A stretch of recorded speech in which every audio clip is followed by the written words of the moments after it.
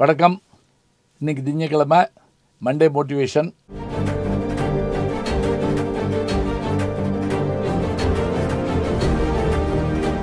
ஒவ்வொரு திங்கக்கிழமையும் நம்ம உற்சாகத்தோட வேலையை தொடங்கணுங்கிறதுக்காக தான் இந்த நிகழ்ச்சியை நம்ம தொடங்குகிறோம். இப்போ மனித வாழ்க்கையினுடைய நோக்கம் என்ன அப்படின்னா, மனுஷனாக பிறக்கிறதே பெரிய விஷயம் அப்படிங்கிறோம். அரிது அரிது மானிடராய் பிறத்தல் அரிதுங்கிற ஔவையார். அதுலேயும் கூட ஞானமும் கல்வியும் நயத்தல் அரிது, அந்த அம்மா சொல்கிறதில்ல. மனிதர்களாக பிறக்கிறவர்கள் அறிவு செயல்பாடுகளால் பெருமை பெற வேண்டும். சரி, நான் படித்து முன்னுக்கு வந்து என் குடும்பத்தை காப்பாற்றி எனக்கு வேண்டியதை பார்த்துக்கிட்டு நான் நல்லா வாழ்கிறேன், இது ஒரு வகை. நம்ம இதை வேண்டான்னு சொல்லக்கூடாது. உலகத்துக்கு என்ன செஞ்சோம் அப்படின்னு யாராவது கேட்டால், உலகத்துக்கு என்னங்க என்னால் இதை செய்ய முடியும், நானே ஒரு எறும்பு மாதிரி, நான் என்ன செய்யட்டோம் அப்படி சொல்லக்கூடாதுங்க. நம்மை செய்யுமாறு ஏதாவது ஒரு செயல் நமக்கு அமையும், தூண்டும். அதுதான் உண்மை.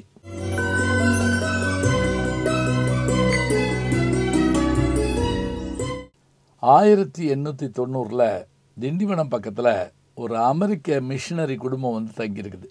அதில் ஒரு சிறு பெண் இருக்காங்க. தன்னுடைய நோயுற்ற தாயாருக்கு உதவி செய்ய வந்திருக்காங்க. அந்த நேரத்தில் ஒரு நாள் இரவு அந்த மருத்துவமனையினுடைய கதவு தட்டப்பட்டது. வெளியில் நின்றிருந்தார் ஒரு மனிதர்.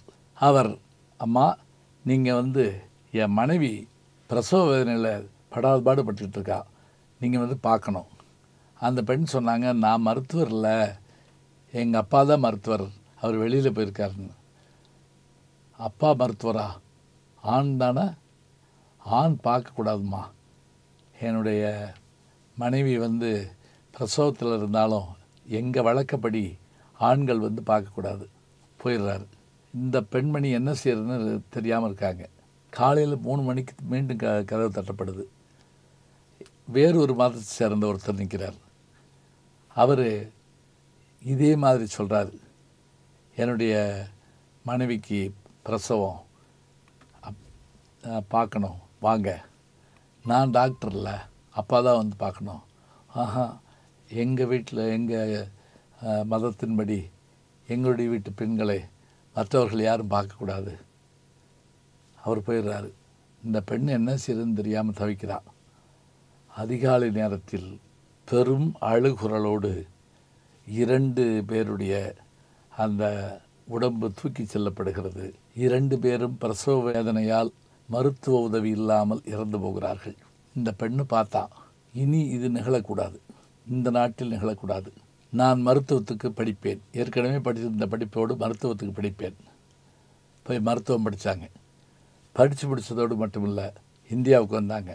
வேலூரில் சிஎம்சி என்று சொல்லக்கூடிய ஒரு மிகப்பெரிய மருத்துவமனையை உருவாக்குனாங்க. உருவாக்குறதோடு 5 பெண்களை முதல்ல தனக்கு உதவிக்கு வச்சுக்கிட்டாங்க. எதுக்காக? பெண்கள் இருந்தால் தான் இங்கே இருக்கக்கூடிய பெண்களை பிரசவத்திலிருந்து காப்பாற்ற முடியும்னு வச்சு அவர்களோடு சேர்ந்து பெண்களை காக்க தொடங்கினார்கள்.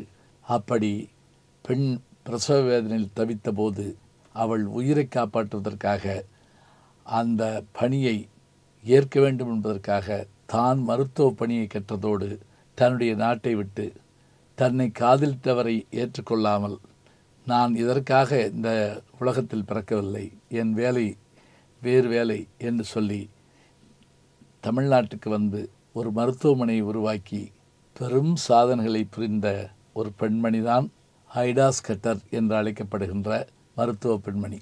இனமென பிரிந்தது போதும், மதமென பிரிந்தது போதும்.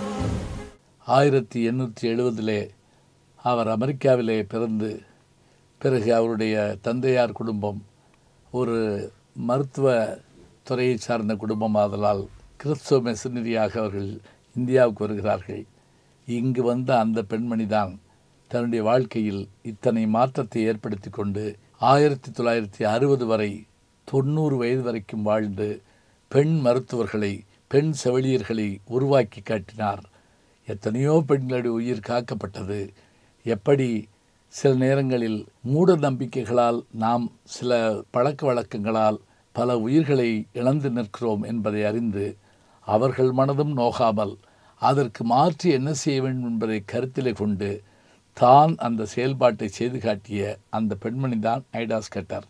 இன்றைக்கி கூட மதுரையில் வேலம்மாள் மருத்துவமனையில் ஐடாஸ் கட்டர் அரங்கம் என்ற ஒரு அரங்கம் இருக்கிறது என்று சொன்னால் இந்த பெண்மணியுடைய பேர் தான் அங்கு வைக்கப்பட்டிருப்பதை நாம் பார்க்கின்றோம். அப்படி என்றால் வாழுகிற போது யாருக்காவது நாம் பயன்படுமாறு வாழ்ந்தால் அதை காட்டிலும் பெருமை என்ன இருக்கிறது? அலெக்சாண்டர் ஃப்ளமிங் என்கின்ற விஞ்ஞானி அவருடைய பெருமுயற்சியால் கண்டுபிடிக்கப்பட்ட ஒரு அரிய மருந்து தான் பென்சிலின் என்கின்ற மருந்து. அந்த மருந்து கண்டுபிடிக்கப்பட்டதால் தான் 2ஆம் உலகப் போரின் போது 20 கோடி பேர்களுடைய உயிர்கள் காப்பாற்றப்பட்டது என்று சொன்னால் அவர் நோபல் பரிசு பெற்றார் என்பதெல்லாம் மறு செய்தி. 20 கோடி பேர்களுடைய உயிர்கள் காக்கப்பட்டன என்றால் அந்த மனிதனுடைய உழைப்புத்தானே காரணம். எனவே ஊருக்கு உழைப்பதால் நம்முடைய பேருக்கு பெருமை கிடைக்கும். இதுதான் வேண்டும். மனித வாழ்க்கையில் இது வேண்டும். கருணை இருந்தால் வள்ளலாகலாம், கடமை இருந்தால் வீரனாகலாம், பொறுமை இருந்தால் மனிதனாகலாம், 3 இருந்தால் தலைவனாகலாம். தலைவனாவதற்கான தன்மையை நாம் வளர்த்து கொள்வோம். உலகத்தை வெற்றி கொள்வோம். இந்த 3 இருந்தால் தலைவனாகலாம். நல்ல செய்திகளை நாளும் சிந்திப்போம். நாளை சந்திப்போம். நாளும் நல்ல தமிழ் கேட்க முனைவர் ஞானசம்பந்தம் அவர்களின் கேளுங்கள். அவருக்கு மூத்த ஒரு ஞானசம்பந்தம் இருக்காரு, அதுவும் பிரமாமான தமிழ், அதையும் அவரே சொல்லுவார். கண்டிப்பாக கேளுங்க. நான் கேட்டுட்டு இருக்கேன். வணக்கம். அன்புக்குரிய யூடியூப் நேயர்களே, நீங்கள் இன்னும் என்னை நெருக்கமாக பின்தொடர வேண்டும் என்று சொன்னால் ட்விட்டர், இன்ஸ்டாகிராம், ஃபேஸ்புக் போன்ற சமூக வலைதளங்களில் பின்தொடர்ந்து வாருங்கள். நாம் முன்தொடர்ந்து செல்வோம்.